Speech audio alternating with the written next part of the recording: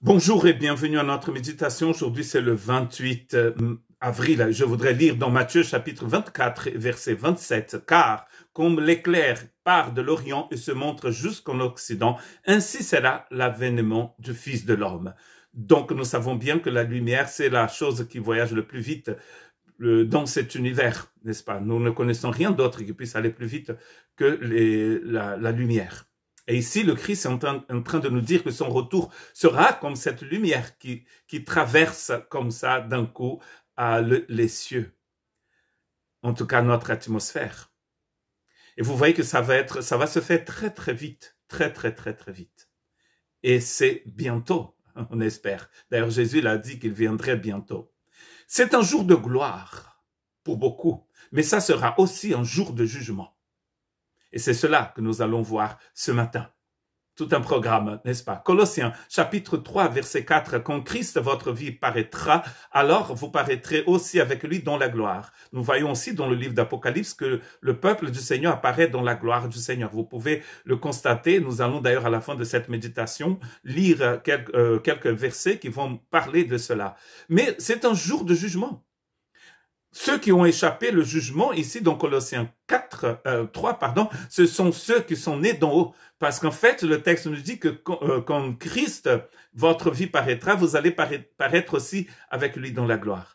Et il commence en disant dans le chapitre 3 que parce que nous sommes donc ressuscités avec Jésus, nous devons chercher les choses d'en haut où notre vie est cachée avec le Christ. Car donc dans Éphésiens, Paul nous a dit que nous étions assis dans les lieux célestes en Christ Jésus. Donc notre vie aujourd'hui n'est pas seulement une vie humaine, nous avons aussi la vie de l'Esprit Saint en nous. Et Jésus appelle cela la vie éternelle. C'est ce qu'il a dit à Nicodème, si tu n'es pas né d'en haut, tu ne peux pas rentrer dans mon royaume. Ceux qui vont contempler la gloire du Christ ici, ce sont ceux qui ont reçu sa vie ici, qui sont remplis de vie éternelle, qui sont remplis du Christ. Et donc eux, ils vont contempler la gloire, mais pas, tout le monde ne va pas contempler cette gloire. Malheureusement d'ailleurs. Matthieu chapitre 16, verset 27, « Car le Fils de l'homme doit venir dans la gloire de son Père avec ses anges, et alors il rendra chacun selon ses œuvres. » Waouh! On aurait dû peut-être nous arrêter avec ses anges. Ça va bien hein, pour nous, dans la gloire de son Père avec ses anges. Point. Mais non. Jésus a continué et il a dit, et alors il rendra chacun selon ses œuvres. Donc on voit bien que c'est un jour aussi de jugement, parce que Dieu est un Dieu de justice. Dieu marche en justice, Dieu pense en justice, Dieu réfléchit en justice. Dieu nous a créés pour sa justice. Mais le péché, dont le salaire, c'est la mort, est rentré dans cet univers. Et je ne sais pas si vous avez déjà constaté, en vous réveillant, qu'il y a du péché partout. Il y a la mort qui règne dans beaucoup de domaines de la vie humaine. S'il y a des guerres, s'il y a des conflits, s'il y a toute cette confusion et cette violence dans le monde, si on a des pensées parfois mortifères, abominables, c'est parce qu'il y a quelque chose qui s'appelle rater la cible. Dieu est un Dieu de justice et un jour, tout cela doit être jugé. Tout l'univers doit être jugé par l'apparition du Fils de Dieu.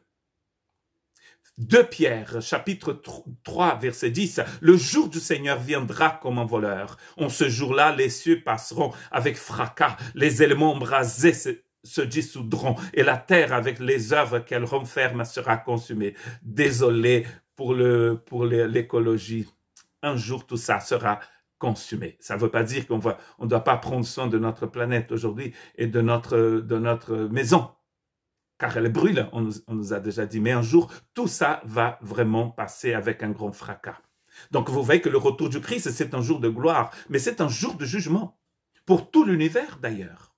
Un jour de jugement pour établir quelque chose qui marchera pour les siècles des siècles. Parce que pour l'instant, les étoiles explosent, n'est-ce pas? Ici, d'ici quelques millions d'années, notre étoile va exploser aussi et capote. Tout va disparaître dans le système solaire. Nous attendons, certains pensent que Betelgeuse peut-être va aussi exploser, peut-être qu'elle a déjà explosé. D'ailleurs, donc les choses passent. Mais il y a une chose qui ne passera jamais, le Seigneur et sa gloire, parce que lui, il est celui qui est, qui était et qui viendra. Actes chapitre 17, verset 31, « Parce qu'il a fixé un jour où il jugera le monde selon sa justice, par l'homme qu'il a désigné, ce dont il a donné à tous une preuve certaine en le ressuscitant d'entre les morts. Donc, en fait, il est en train ici de parler de Jésus. C'est lui qui va juger toutes les choses, c'est écrit. N'est-ce pas incroyable? C'est lui qui est mort sur la croix. Un jour viendra pour son peuple, mais aussi pour juger toutes les nations.